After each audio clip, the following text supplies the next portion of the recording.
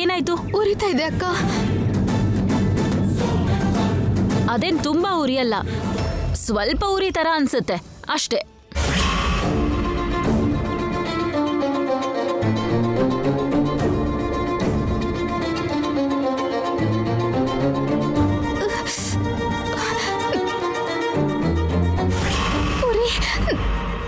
ಉರಿ ಆಗ್ತಾ ಇದೆ. ಇಷ್ಟು ಉರಿನೂ ತಡ್ಕೊಳಕ್ಕಾಗಲ್ವಾ?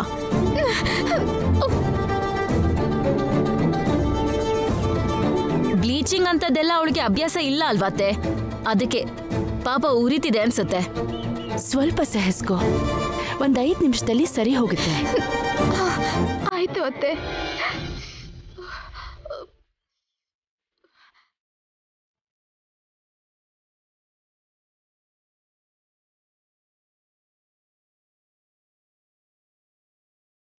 ಐಶ್ವರ್ಯ, ಇವ್ರ ಜೊತೆಗೆ ಇದ್ದು ಇವ್ರಿಗೇನ್ ಬೇಕೋ ಅದನ್ನ ನೋಡ್ಕೋ. ಆಯ್ತು ಅತ್ತೆ.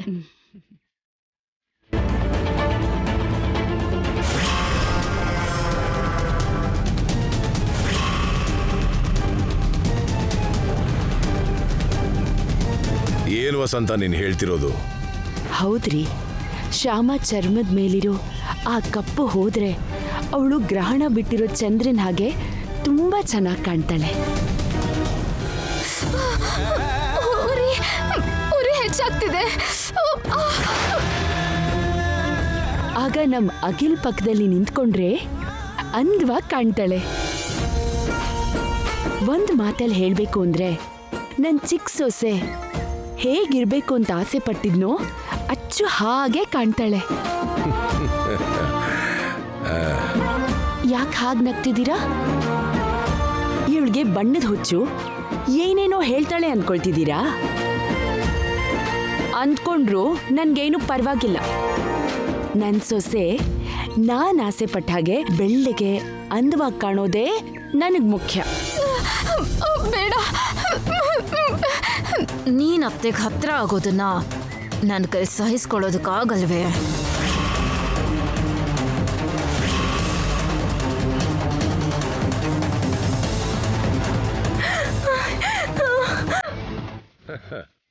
ವಸಂತ, ನೀನು ಶ್ಯಾಮನ ಹೊರಗಿನ ಸೌಂದರ್ಯ ನೋಡ್ದೇನೆ ಅವಳು ಮನಸ್ಸಿನ ಸೌಂದರ್ಯ ನೋಡಿ ಯಾವಾಗ ಮೆಚ್ಕೊಂತೀಯೋ ಏನೋ.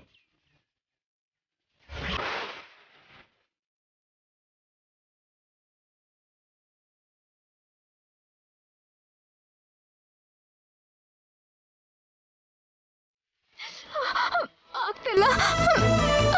ಉರಿ, ದಯವಿಟ್ಟು ಇದು ನಿಲ್ಸಕ್ಕೆ ಹೇಳಿ. ನನಗೆ ಉರಿ ತಡ್ಕೊಳಕ್ ಆಗ್ತಿಲ್ಲ. ಏ, ಚಿಕ್ಕ ಮಕ್ಕಳಾಗಿ ಏನಿದು? ಸ್ವಲ್ಪ ಹೊತ್ತು ತಡ್ಕೋ. ಏನ್ ಶ್ಯಾಮ, ಏನಾಯ್ತು? ಇದನ್ನ ಹಚ್ದಾಗಿಂದ ಮುಖ ಪೂರ್ತಿ ಉರಿತಿದೆ ಅಕ್ಕ. ಆ ಕ್ರೀಮ್ ಯಾವ್ದೋ ನಿನ್ಗೆ ಆಗಲ್ವೇನೋ? ಹಚ್ಚೋದನ್ನ ನಿಲ್ಸಿ.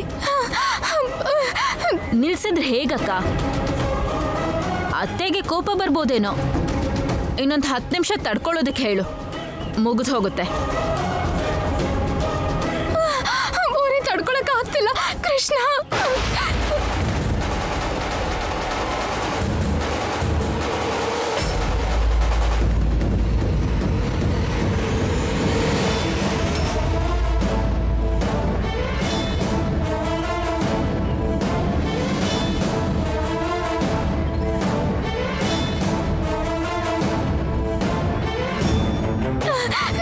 ನನ್ಗಾಗ್ತಿಲ್ಲ ಉರಿ.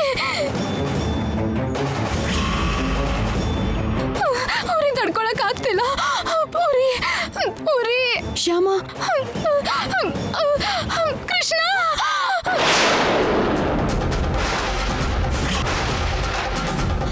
ಅಮ್ಮ, ಉರಿ ಉರಿ. ಶ್ಯಾಮ,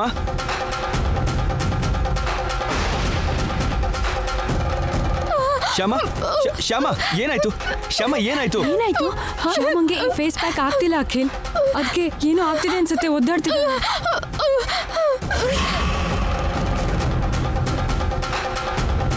ಹಲೋ, ಮೊದಲು ಇದನ್ನೆಲ್ಲ ತೆಗೀರಿ. ಹಾಗಲ್ಲ sir. Please do what I say, please.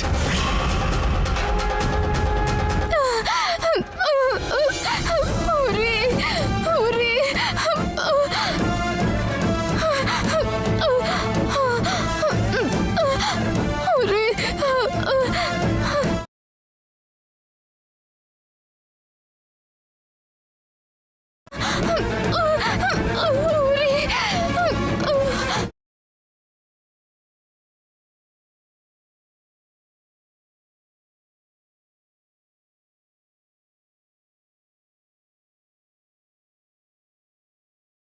ನೋಡಿದ್ರಾ ಅಲರ್ಜಿ ಆಗಿರೋ ಹಾಗಿದೆ.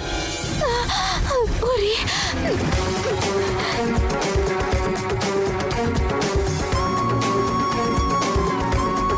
ಅವಳ ಸ್ಕಿನ್ನಿಗೆ ಕ್ರೀಮ್ ಆಗುತ್ತೋ ಇಲ್ವೋ ಟೆಸ್ಟ್ ಕೂಡ ಮಾಡಿದೆ. ಅದು ಹೇಗೆ ಅಪ್ಲೈ ಮಾಡಿದ್ರಿ? ಚೀಪ್ ಕ್ವಾಲಿಟಿ ಏನಾದರೂ ಹಾಕಿದ್ರಾ? ಇಲ್ಲ ಸರ್, ಬ್ರ್ಯಾಂಡೆಡೇ ಹಾಕಿದ್ದು. ರೆಗ್ಯುಲರ್ ಆಗಿ ನಾನು ಯೂಸ್ ಮಾಡೋದು ಅದೇ ಬ್ರ್ಯಾಂಡ್ ಅಖಿಲ್. ನನಗೇನೂ ಆಗ್ಲಿಲ್ವಲ್ಲ. ಎಲ್ಲರ ಸ್ಕಿನ್ನು ಒಂದೇ ಥರ ಇರಲ್ವಲ್ಲ ಅದಕ್ಕೆ. ಕೆಲವರಿಗೆ ಆಗುತ್ತೆ, ಕೆಲವರಿಗೆ ರಿಯಾಕ್ಷನ್ ಆಗ್ಬೋದು. ಆಗುತ್ತೋ ಇಲ್ವೋ ಅಂತ ಟೆಸ್ಟ್ ಮಾಡಿದೆ. ಹೀಗೆ ಅಪ್ಲೈ ಮಾಡಿದ್ದು ಅವ್ರಗಳ ತಪ್ಪು.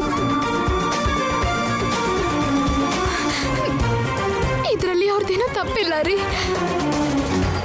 ತಪ್ಪೆಲ್ಲ ನಂದೆ.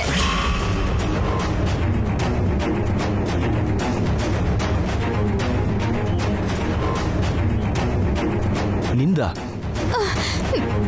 ಹೌದು ರೀ. ಆ ಪುಡಿ ನನ್ನ ಚರ್ಮಕ್ಕಾಗಲ್ಲ. ಅದನ್ನ ಹಚ್ಕೊಂಡ್ರೆ ಮೈ ಎಲ್ಲ ಗುಳ್ಳೆ ಆಗುತ್ತೆ ಅಂತ ನನಗೆ ಮೊದಲೇ ಗೊತ್ತಿತ್ತು.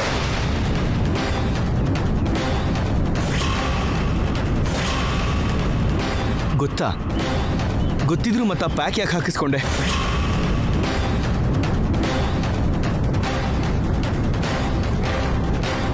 ಮೊದಲೇ ಗೊತ್ತಿತ್ತಾ?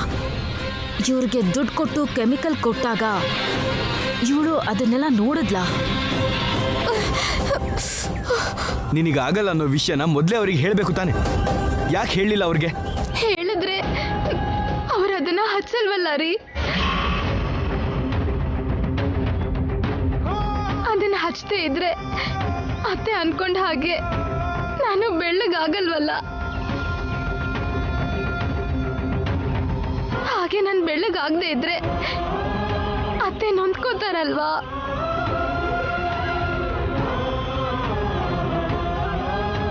ಅದಕ್ಕೆ ನನ್ಗದಾಗಲ್ಲ ಅನ್ನೋ ವಿಷಯನ ಅವ್ರಿಗೆ ಹೇಳಿಲ್ಲ. ಆ ಉರಿ ತಡ್ಕೊಳ್ಳೋಣ ಅನ್ಕೊಂಡಿದ್ದೆ.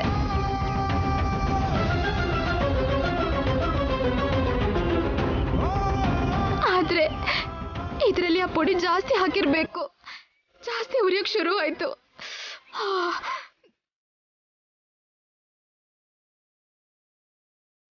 ಬುದ್ಧಿ ಸರಿ ಇಲ್ಲ ನಿನಗೆ. ನೀನ್ ದೊಡ್ಡ ಫೂಲ್ ಥರ ಆಡ್ತೀಯಲ್ಲ. ಅಮ್ಮ ಹರ್ಟ್ ಆಗ್ತಾರೆ ಅಂತ ಹೇಳಿ ನೀನ್ ಇಷ್ಟೊಂದು ನೋವು ಸಹಿಸ್ಕೊಳ್ಬೇಕಾ? ಅತ್ತೆಗೋಸ್ಕರನೇ ಅಲ್ವಾ ರೀ. ಯಾರಿಗೋಸ್ಕರ ಆದ್ರೂ ಸರಿ, ಇಷ್ಟು ಫುಲಿಶ್ ಆಗಿ ಬಿಹೇವ್ ಮಾಡಬಾರ್ದು. ನೋಡಿದ್ಯಾ? ನೋಡು ಎಷ್ಟು ಅಲರ್ಜಿ ಆಗಿದೆಯೋ ನೋಡು. ಕನಿಷ್ಠ ಹೀಗೆ ಅಲರ್ಜಿ ಆದಾಗ ಏನ್ ಮಾಡಬೇಕೋ ಗೊತ್ತಾ? ಗೊತ್ತು ರೀ. ಹೀಗೆ ಗುಳ್ಳೆ ಆದಾಗ ಮೈ ಪೂರ್ತಿ ಜೇಡಿ ಮಣ್ಣು ಹಚ್ಚಿ, ತುಳಸಿ ಗಂಧ ಹಚ್ಚಿ, ಕುದಿಸಿರೋ ನೀರಲ್ಲಿ ಸ್ನಾನ ಮಾಡಿದ್ರೆ ಕಡಿಮೆ ಆಗುತ್ತೆ. ಇದೇನಾದ್ರೂ ವಿಲೇಜ್ ಅಂದ್ಕೊಂಡಿದ್ಯಾ? ಜೇಡಿ ಮಣ್ಣು ಎಲ್ಲಿರುತ್ತೆ ಇಲ್ಲಿ? ಅಖಿಲ್, ನಾವು ರೆಗ್ಯುಲರ್ ಆಗಿ ಹೋಗೋ ನೇಚರ್ ಕ್ಯೂರ್ ಸೆಂಟರ್ ಇದೆಯಲ್ಲ, ಅಲ್ಲಿ ಮಡ್ಬಾತ್ ಮಾಡ್ತಾರೆ, ಕರ್ಕೊಂಡು ಹೋಗು. ಸರಿ ಡ್ಯಾಡಿ. ಬಾ ಶ್ಯಾಮ, ಬಾ.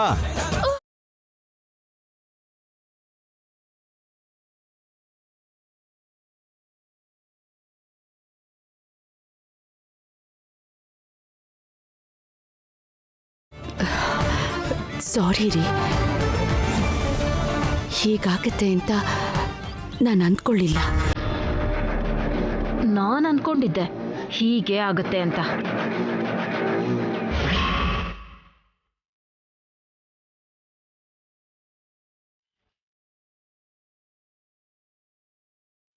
ಬೇಡ, ಕೆರ್ಕೋಬೇಡ, ಮುಟ್ಬೇಡ ಶ್ಯಾಮ, ಸ್ವಲ್ಪ ತಡ್ಕೋ.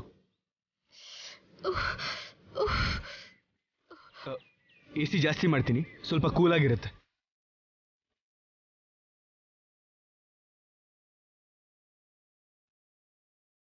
ಇನ್ನೊಂದು 5 ನಿಮಿಷ ರೀಚ್ ಆಗ್ತೀವಿ. ಹೋಗ್ತಿದ್ದ ಹಾಗೆ ಟ್ರೀಟ್ಮೆಂಟ್ ಶುರು ಮಾಡ್ತಾರೆ. ರಿಲೀಫ್ ಆಗುತ್ತೆ, ಸ್ವಲ್ಪ ತಡ್ಕೋ, ಸ್ವಲ್ಪ. ತುಂಬಾ ಉರಿ ಆಗ್ತಿದ್ಯಾ? ಹೌದು ರೀ. ಆಗುತ್ತೆ, ಆಗದೆ ಇರುತ್ತಾ? ಸ್ಕಿನ್ನಿಗೆ ಆಗದೆ ಇರೋದನ್ನ ಹೀಗೆ ಹಚ್ಕೊಂಡ್ರೆ ಉರಿ ಆಗ್ದೇನೆ ಇನ್ನೇನು ಹಾಯಾಗ ಇರುತ್ತೆ. ಕೇಳು, ನೀನು ಕೃಷ್ಣನ್ ಕೇಳು. ಯಾಕೆ ಹೀಗೆ ಮಾಡಿದೆ ಅಂತ ನೀನು ಕೃಷ್ಣನ್ ಕೇಳು. ಪ್ರತಿಯೊಂದು ಕೃಷ್ಣನೇ ಮಾಡಿದ್ದು ಅಂತೀಯಲ್ಲ, ನಿನಗೆ ಯಾಕೆ ಹೀಗೆ ಮಾಡಿದ್ನೋ ನೀನು ಕೃಷ್ಣನೇ ಕೇಳು. ಅಲ್ಲ, ನಮ್ಮ ಶರೀರಕ್ಕಾಗಿದ್ದನ್ನ ನಾವೇ ತಾನೇ ತಡ್ಕೋಬೇಕು. ಯಾರನ್ನೂ ಸ್ಯಾಟಿಸ್ಫೈ ಮಾಡೋಕ್ಕೋಸ್ಕರ ನೀನು ಹೀಗೆ ಯಾಕೆ ಒದ್ದಾಡಬೇಕು ಶ್ಯಾಮ? ನೋಡು ಹೇಗೆ ರ್ಯಾಷಸ್ ಬಂದಿದೆಯೋ ನೋಡು. ಒಂದೊಂದ್ಸಲ ಹೀಗೆ ರಿಯಾಕ್ಷನ್ ಆಗೋದು ಎಷ್ಟು ಡೇಂಜರಸ್ ಅಂತ ಗೊತ್ತಾ? ಸ್ಕಿನ್ ಮೇಲೆ ಕಲೆಗಳು ಲೈಫ್ ಲಾಂಗ್ ಉಳಿದು ಹೋಗುತ್ತೆ. ಅಂದರೆ ಈಗ ನಿನಗೆ ಹಾಗಾಗತ್ತೆ ಅಂತ ಅಲ್ಲ, ತಕ್ಷಣ ನಿನ್ನ ಟ್ರೀಟ್ಮೆಂಟ್ಗೆ ಕರ್ಕೊಂಡು ಹೋಗ್ತಿದ್ದೀನಲ್ಲ, ನಿನಗೆ ಅಂಥದ್ದೆಲ್ಲ ಏನೂ ಆಗಲ್ಲ, ಹೆದರ್ಕೋಬೇಡ. ಆದರೂ ಒಂದು ಕೆಲಸ ಮಾಡೋಕ್ಕೂ ಮುಂಚೆ ಸ್ವಲ್ಪ ಹಿಂದೆ ಮುಂದೆ ಯೋಚನೆ ಮಾಡಬೇಕು. ಏನನ್ಸುತ್ತೋ ಅದನ್ನು ಮಾಡಿದ್ರೆ ಇಲ್ಲಿ ನೋಡು ಹೀಗೆ ಆಗೋದು. ನೀನೇನು ಹೆದರ್ಕೋಬೇಡ. ಏನು ಹಾಗೆ ನೋಡ್ತಿದ್ಯಾ? ಕೃತಜ್ಞತೆ ಅಖಿಲ್ ಅವರೇ. ಕೃತಜ್ಞತೆನಾ? ನಾನು ಹೊಗಳ್ತಾ ಇಲ್ಲ, ಬೈತಿದ್ದೀನಿ. ಬೈದ್ರೆ ಯಾರಾದರೂ ಕೃತಜ್ಞತೆ ಹೇಳ್ತಾರಾ? ಬುದ್ಧಿನೇ ಇಲ್ಲ. ನೀವು ಬೈಯೋದು ಮಾತ್ರ ಮಾಡಲಿಲ್ಲ ರೀ, ನೀವು ಏನೆಲ್ಲ ಮಾಡ್ತಿದ್ದೀರಾ ಗೊತ್ತಾ? ನಿಮ್ಮ ಮಾತಲ್ಲಿ ಅಭಿಮಾನ ಕಾಣಿಸ್ತಿದೆ, ತುಂಬ ಕಾಳಜಿ ಕಾಣಿಸ್ತಾ ಇದೆ, ನನ್ನ ಮೇಲಿರೋ ಶ್ರದ್ಧೆ ಕಾಣಿಸ್ತಿದೆ, ನನ್ನ ವಿಷಯದಲ್ಲಿ ನಿಮ್ಗಿರೋ ಜವಾಬ್ದಾರಿ ಕಾಣಿಸ್ತಿದೆ.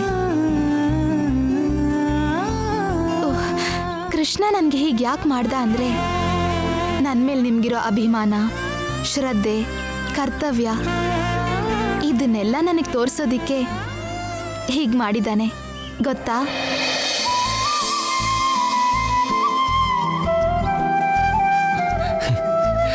Just shut up.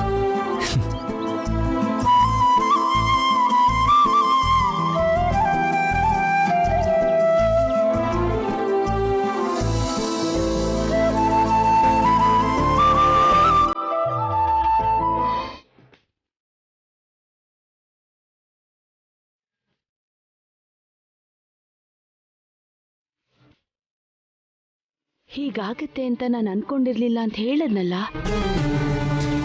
ಸಾರಿ ಕೂಡ ಕೇಳದ್ನಲ್ಲ. ಆದ್ರೂ ಇಷ್ಟು ಕೋಪ ಯಾಕೋ ನಂಗೆ ಅರ್ಥ ಆಗ್ತಿಲ್ಲ. ಇದು ಕೋಪ ಅಲ್ಲ ವಸಂತ, ನೋವು. ನೀನು ಹೀಗೆ ಮಾಡ್ದಲ್ಲ ಅನ್ನೋ ನೋವು. ನಿನಗೆ ಯಾಕೆ ಇಷ್ಟೊಂದು ಬಣ್ಣದ ಹುಚ್ಚು ಅಂತ ನೋವು. ಅಲ್ಲ, ಕಪ್ಪಗಿದ್ರೆ ಮಾತ್ರ ಅವ್ರು ಮನುಷ್ಯರಲ್ವಾ? ಅವರಲ್ಲಿ ಸೌಂದರ್ಯ ನೀನು ಕಾಣಲ್ವಾ? ಕಪ್ಪಗಿರೋದು ಏನೋ ದೊಡ್ಡ ತಪ್ಪು ಅನ್ನೋ ಹಾಗೆ, ಅವ್ರನ್ನ ಬೆಳ್ಳಗೆ ಬದಲಾಯಿಸೋದು ಏನೋ ಘನಕಾರ್ಯ ಅನ್ನೋ ಹಾಗೆ ಬ್ಯೂಟಿಷಿಯನ್ಸ್ನ ಕರೆಸ್ದೆ. ಅದ್ಯಾವುದೋ ಬೇಡದೆ ಇರೋ ಕ್ರೀಮ್ ಹಚ್ಚಿದ್ರು. ನೋಡ್ದ್ಯಾ ಈಗೇನಾಯ್ತು ಅಂತ? ಹೀಗಾಗತ್ತೆ ಅಂತ ನಾನೇನಾದ್ರೂ ಕನ್ಸ್ಕೊಂಡಿದ್ನಾರಿ? ಒಳ್ಳೇದ್ ಮಾಡೋದಕ್ಕೆ ಹೋಗಿದ್ದಕ್ಕೆ ಕೆಟ್ಟದಾಯ್ತು. ಇದರಲ್ಲಿ ತಪ್ಪೆಲ್ಲ ಆ ಶ್ಯಾಮಂದೆ. ಶ್ಯಾಮ ತಪ್ಪು ಹೇಗಾಗುತ್ತೆ? ಹೌದು, ಇದು ಖಂಡಿತ ಶ್ಯಾಮಂದೇ ತಪ್ಪು. ಅವಳಿಗೆ ಆ ರೀತಿ ಅಲರ್ಜಿ ಇದೆ ಅನ್ನೋ ವಿಷಯನ ಮೊದಲೇ ನನಗೆ ಹೇಳ್ಬೇಕಿತ್ತಲ್ವಾ? ಹೇಳಲಿಲ್ಲ. ಹೇಳ್ದೆ ಸೈಲೆಂಟಾಗಿ ಹೋಗಿ ಕೂತ್ಕೊಂಡ್ಲು, ಕ್ರೀಮ್ ಹಾಕಿಸ್ಕೊಂಡ್ಲು. ಅದೇನು ನನ್ನ ತಪ್ಪು ಅನ್ನೋ ಹಾಗೆ ನನಗೆ ಬೈತಿದ್ದೀರಾ ನೀವು? ಅವಳು ಮಾಡಿರೋ ತಪ್ಪಿಗೆ ನಾನು ಮಾತು ಕೇಳೋ ಹಾಗಾಗಿದೆ. ಕರ್ಮ.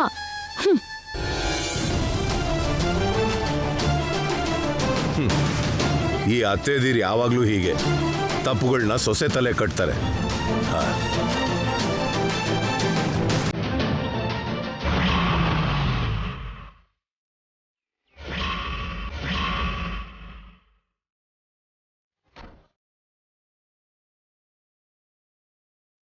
ಬಾ ಶ್ಯಾಮ, ಬಾ.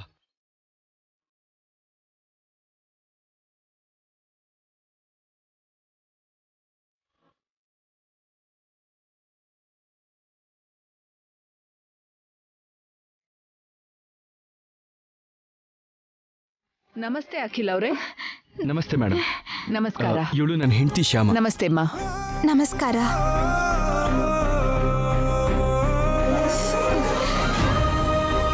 ರ್ಯಾಷಸ್ ಯಾಕಾಗಿದೆ ಮುಖದ ಮೇಲೆ? ಏನಾಯ್ತು? ಸ್ಕಿನ್ ಪ್ಯಾಕ್ ಹಾಕಿದಾಗ ಹೀಗೆ ರಿಯಾಕ್ಷನ್ ಆಗಿದೆ ನೋಡಿ. ಅವಳ ಸ್ಕಿನ್ನಿಗೆ ಆಗುತ್ತೋ ಇಲ್ವೋ ಅಂತ ಟೆಸ್ಟ್ ಮಾಡಿದೆ, ಡೈರೆಕ್ಟಾಗಿ ಅಪ್ಲೈ ಮಾಡಿದ್ದಾರೆ ನೋಡಿ ಆ ಬ್ಯೂಟಿಷಿಯನ್ಸ್. ಇವಳಿಗೆ ಹೀಗೆ ಸ್ಕಿನ್ ಮೇಲೆ ರ್ಯಾಷಸ್ ಆದಾಗ ಬಾಡಿಗೆ ಜೇಡಿ ಮಣ್ಣು ಹಚ್ತಿದ್ರಂತೆ. ಈ ಥರ ಅಲರ್ಜಿ ಆಗಿದೆ ಅಂದ್ರೆ ಅದೇ ಸರಿಯಾದ ಟ್ರೀಟ್ಮೆಂಟ್. 2-3 ಸಲ ನಾವು ಮಡ್ ಬಾತ್ ಮಾಡಿಸಿದ್ರೆ ಇವ್ರಿಗೆ she will be normal. Don't worry sir. Thank you madam, thank you so much. Mud ಬಾತ್ಗೆ ರೆಡಿ ಮಾಡು. ಸರಿ ಮೇಡಮ್. ಸರ್ ನೀವು ಹೋಗಿ ರಿಸೆಪ್ಷನಲ್ಲಿ ಫಾರ್ಮಾಲಿಟೀಸ್ ಪೂರ್ತಿ ಮಾಡಿ. ಫಾರ್ಮಾಲಿಟೀಸ್ ಆಮೇಲೆ, ಮೊದಲು ನೀವು ಟ್ರೀಟ್ಮೆಂಟ್ಗೆಲ್ಲ ತಯಾರಿ ಮಾಡಿ. ಆಯಿತು ಮೇಡಮ್. ಅಖಿಲ್ ಅವರೇ, ನೀವು ಹೋಗಿ ಆ ರೂಮಲ್ಲಿ ವೆಯ್ಟ್ ಮಾಡಿ. ಇನ್ನೊಂದು 2 ನಿಮಿಷದಲ್ಲಿ ಇವ್ರಿಗೆ ಟ್ರೀಟ್ಮೆಂಟ್ ಸ್ಟಾರ್ಟ್ ಮಾಡ್ತೀವಿ. Okay madam. ಶ್ಯಾಮ ಬಾ.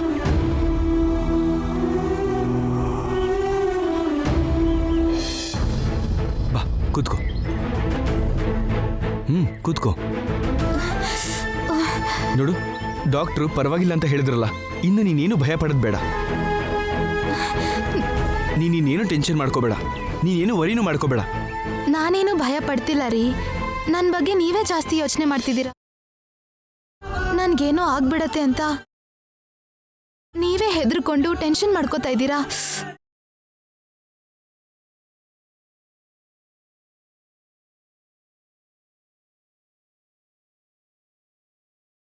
ನನ್ಗೇನಾಗಲ್ಲ ರೀ, ಏನಾಗಲ್ಲ. ಕೃಷ್ಣ ಇದ್ದಾನಲ್ಲ, ಭಯ ಯಾಕೆ?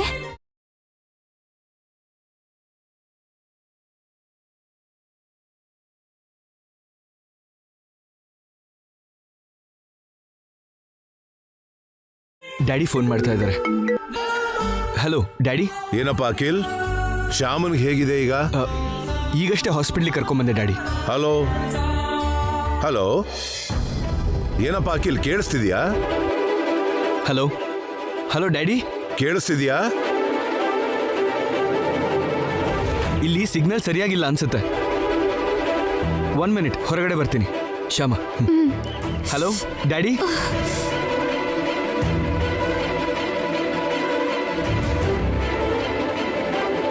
ಹಲೋ ಹಲೋ ಡ್ಯಾಡಿ, ಇವಾಗ ಕೇಳಿಸ್ತಿದ್ಯಾ? ಕೇಳಿಸ್ತಿದ್ಯಪ್ಪ. ನೇಚರ್ ಕ್ಯೂರ್ ಸೆಂಟರ್ಗೆ ಹೋಗಿದ್ರಾ? ಹಾ, ಈಗಷ್ಟೇ ಬಂದ್ವಿ. ರುಕ್ಮಿಣಿ ಅವ್ರ ಹತ್ರ ಮಾತಾಡಿದೆ, ಗಾಬರಿ ಆಗೋದೇನು ಬೇಡ ಅಂತಂದ್ರು. ಟ್ರೀಟ್ಮೆಂಟ್ ಶುರು ಮಾಡ್ತಿದ್ದಾರೆ ಡ್ಯಾಡಿ. 2-3 ಟೈಮ್ಸ್ ಮಡ್ ಬಾತ್ ಮಾಡಿಸಿದ್ರೆ ನಾರ್ಮಲ್ ಆಗುತ್ತೆ ಅಂತ ಹೇಳಿದ್ರು. ಈಗ ನನ್ಗೆ ನಿಶ್ಚಿಂತೆ ಆಯ್ತಪ್ಪ. ಹುಷಾರಾಗಿ ನೋಡ್ಕೋ. ಆಗ್ಲಿ ಡ್ಯಾಡಿ. ಇದೆಲ್ಲ ಆಗಿದ್ದು ನಿಮ್ಮ ಮಮ್ಮಿಯಿಂದಾನೆ. ಬಣ್ಣದ ಹುಚ್ಚಿನಿಂದ ನಿಮ್ಮ ಮಮ್ಮಿ. ಡ್ಯಾಡಿ, ಮಮ್ಮಿಗೇನು ಅನ್ಬೇಡಿ. ಹೀಗೆಲ್ಲ ಆಗತ್ತೆ ಅಂತ ಮೊದಲೇ ಗೊತ್ತಿದ್ರೆ ಮಮ್ಮಿ ಮಾಡ್ತಿರ್ಲಿಲ್ಲ ಅಲ್ವಾ? ಅಲ್ಲದೆ ಶ್ಯಾಮಂಗೇನು ಆಗಿಲ್ವಲ್ಲ ಡ್ಯಾಡಿ. ಇನ್ನು ಈ ವಿಷಯದ ಬಗ್ಗೆ ತುಂಬ ಯೋಚನೆ ಮಾಡಬೇಡಿ. ಆಯ್ತಪ್ಪ, ಶ್ಯಾಮನ್ ಹುಷಾರಾಗಿ ನೋಡ್ಕೋ. ಇಡ್ತೀನಿ. ಓಕೆ, ಬಾಯ್.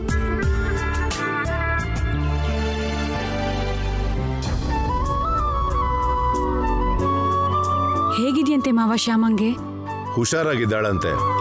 ಟ್ರೀಟ್ಮೆಂಟ್ ಕೂಡ ಸ್ಟಾರ್ಟ್ ಮಾಡಿದಾರಂತೆ. ಗಾಬರಿ ಆಗುವಂಥದ್ದು ಏನೂ ಇಲ್ಲ ಅಂದ್ರಂತೆ ಡಾಕ್ಟ್ರುಗಳು. ಇನ್ನು ನಾವು ನಿಶ್ಚಿಂತೆಯಾಗಿರ್ಬೋದಮ್ಮ.